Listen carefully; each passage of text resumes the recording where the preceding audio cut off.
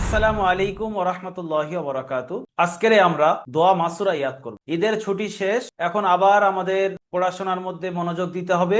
আমরা দরুদ শরীফ, তাশাহুদ অর্থাৎ আত্তাহিয়াতু দোয়া আমরা মুখস্থ করেছি। এখন আমাদের নামাজ পড়ার জন্য দোয়া মাসুরা প্রয়োজন। দোয়া মাসুরা সবার ইয়াদ থাকতে হবে। তাই সুস্তি না করে আজকের শনিবার, এই শনিবার থেকে সামনে শুক্রবার পর্যন্ত এটা মুখস্থ করে অল্প অল্প করে সাপোর্ট অ্যাডমিনকে শুনিয়ে দিতে হবে। যদি সাপোর্ট অ্যাডমিন সাহেব কোনো জায়গায় কারেকশন দিয়ে থাকে যে এই জায়গায় ভুল আছে, সেটা ঠিক করে আবার শোনাতে হবে। দারুল আমাল একাডেমির স্টুডেন্টদের জন্য এই দোয়াটা মুখস্থ করা লাজিম করে দিচ্ছি যে অবশ্যই মুখস্থ করতে হবে। যদি কারের এই দোয়া মাসুরা ছাড়া অন্য দোয়া মাসুরা থাকে তো অবশ্যই আপনারা ওই দোয়া মাসুরা পড়তে পারবেন, কোনো অসুবিধা নেই। তবে এই দোয়া মাসুরাটাও হাদিস থেকে প্রমাণ আছে, এই দোয়া মাসুরাটাও পড়তে পারে। সেই জন্য এই দোয়া মাসুরাটা যাদের মুখস্থ নেই মুখস্থ করতে পারেন, যাদের এছাড়া অন্য মুখস্থ আছে অবশ্যই সেটা পড়তে পারেন, হয়ে যাবে নামাজ, কোনো অসুবিধা হবে না। নামাজ বলতে সুন্নাত আদায় হয়ে যাবে, এটা সুন্নাত। তাহলে দোয়াটা কি চলুন আমরা দেখি। শুদ্ধভাবে পড়তে হবে, যেরকম আমি পড়ছি। আল্লাহুম্মা, এখানে আল্লাহ লাম পুর করতে হবে, মিমের উপর তাসদিদ গুন্না করতে হবে। আল্লাহুম্মা ইন্নী, এখানে নুনের উপরে তাসদিদ গুন্না করতে হবে। তাহলে আল্লাহর লাম পুর করতে হবে, মিমের উপরে তাসদিদ গুন্না করা ওয়াজিব, নুনের উপরে তাসদিদ গুন্না করা ওয়াজিব। তাহলে কি পড়বো? আল্লাহুম্মা ইন্নী যালামতু নাফসি, ইয়া মাদ্দা, ইয়া সাকিনের ডান দিকে জের একালিফ টান। আল্লাহুম্মা ইন্নী যালামতু নাফসি যুলমান কাসীরা।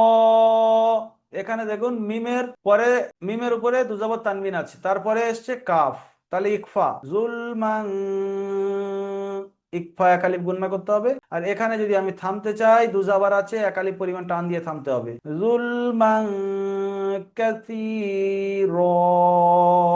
তাহলে একটা এই পর্যন্ত আমাদের ক্লিয়ার হয়ে গেল শুদ্ধভাবে। আল্লাহুম্মা ইন্নী যালামতু নাফসি যুলমান কাসীরা।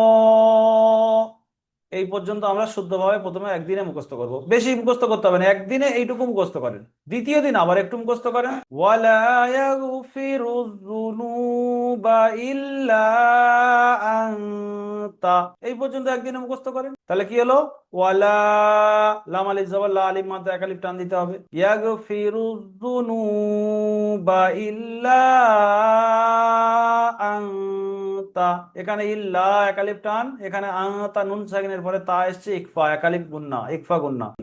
ওয়ালা ইয়াগফিরুয যুনুবা ইল্লা আনতা, এই পর্যন্ত আমরা মুখস্থ করে নিলাম। দ্বিতীয় দিন এটা মুখস্থ করেন, চলেন। এক সপ্তাহের মধ্যে একটা দোয়া মানে কি, কত সহজ! যদি না মুখস্থ করতে পারি তাহলে আর জিন্দেগিতে আর কি করব বলেন। তাহলে ফের গোড়ায় থেকে একবার পড়ি।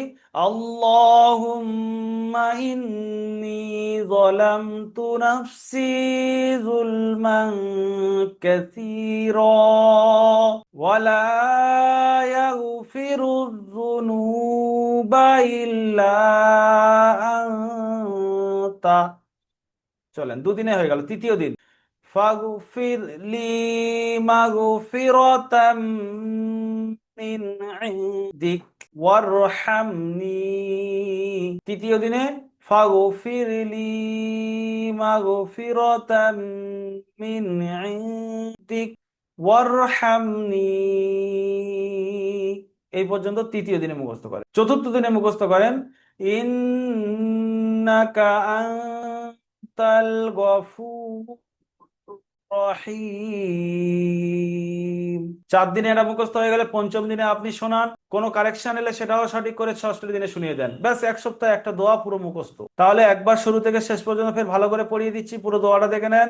আল্লাহুম্মা ইন্নী যালামতু নাফসি যুলমান কাসীরা ওয়ালা ইয়াগফিরুয যুনুবা ইল্লা আনতা ফাগফিরলি মাগফিরাতাম মিন ইনদিক ওয়ারহামনি ইন্নাকা আনতাল গফুরুর রহিম।